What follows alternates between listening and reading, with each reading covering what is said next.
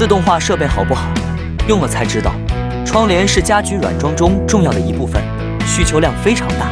而且款式多样，单靠人工缝制生产难以满足市场需求。TPET 自动窗帘缝制生产线可以满足多批次、小批量的快反模式，从卷料上机到出成品，自动化缝制生产，一人就可以同时操作多台设备，适用各类面料。窗帘尺寸可选择50到185厘米之间，